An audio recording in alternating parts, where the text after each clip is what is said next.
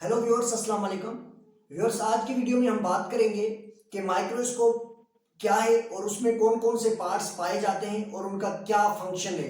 हम प्रैक्टिकली सामने हमारे पास माइक्रोस्कोप पड़ी है, तो इसे हम डिटेल से आज समझने वाले हैं। सबसे पहले हम देखते हैं कि माइक्रोस्कोप है क्या। माइक्रोस्कोप एक ऐसा इंस्ट्रूमेंट है जिसमें हम स्मॉल एंटिटीज को ऑब्जर्व करते हैं।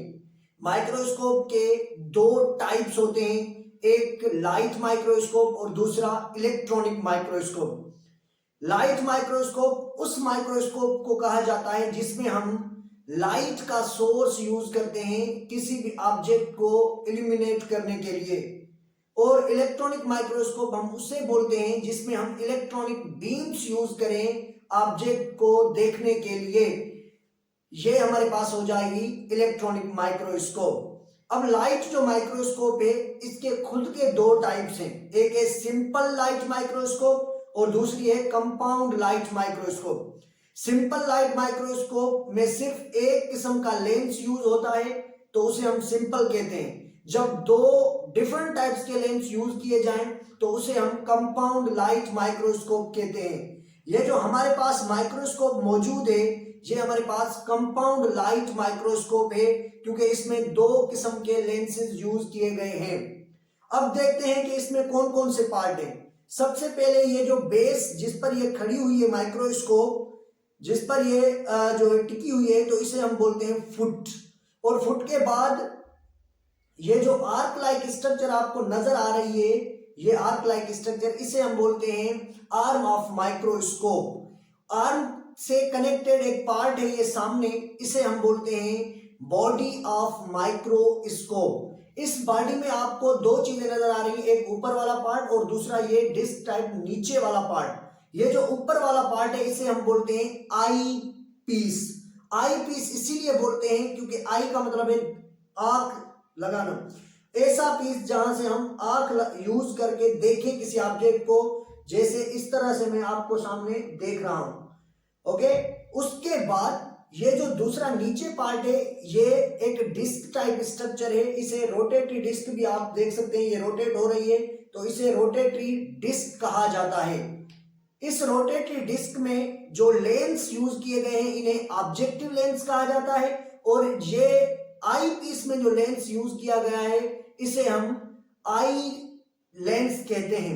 आई लेंस डिफरेंट किस्म के होते हैं, मैग्निफिकेशन के होते हैं, जैसे ये 5x का मैग्निफिकेशन पर है, जैसे ये 15x मैग्निफिकेशन का है। ऐसे डिफरेंट किस्म की मैग्निफिकेशन के पाए जाते हैं। और ये जो ऑब्जेक्टिव लेंस है ये भी डिफरेंट मैग्निफिकेशन के होते हैं, जैसे 45 का होता है, 100 का ऑब्जेक्टिव लेंस होता है। डिफरेंट मैग्निफिकेशन के ये लेंस पाए जाते हैं। उसके बाद ये जो आपको स्ट्रक्चर नजर आ रही है इसे हम लार्ज एडजस्टमेंट स्क्रू बोलते हैं। ये एक ऐसा स्क्रू है जिसमें हम एडजस्टमेंट करते हैं, फोकस करते हैं चीज को, और इससे जो है ये बॉडी जो है ये मूव करती है। ये देखें बॉडी मूव कर रही है ऊपर और ये नीचे।